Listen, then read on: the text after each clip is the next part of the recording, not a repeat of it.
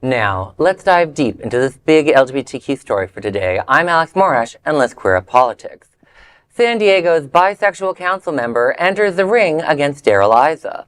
San Diego City Council member Martin Van Wilpert says her run for Congress isn't about ambition.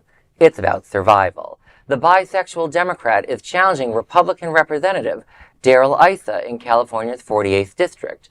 But she's driven by what she calls an urgent need to protect democracy and LGBTQ rights under Trump's presidency.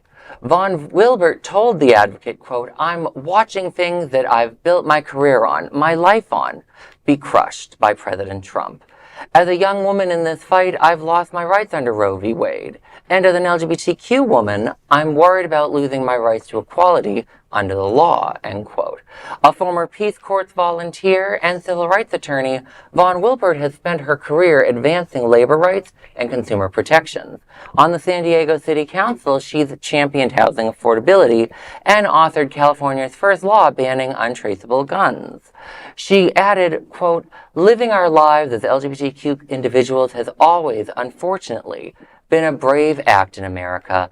If we don't do it now, I don't know what democracy might have left to fight for 3 years from now," end quote. Her campaign, she says, is grounded in love. Quote, "The antidote to hate is not tolerance, it's love," end quote.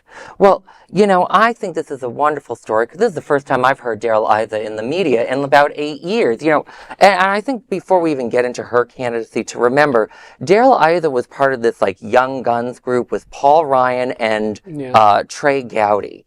Look where all they are. They're not. They've been wiped off the political realm, and that's just a reminder to Republicans out there that no one is safe under Trump for very long. But with her, she seems like a great candidate. She also, at the national level, she helped write the PRO Act.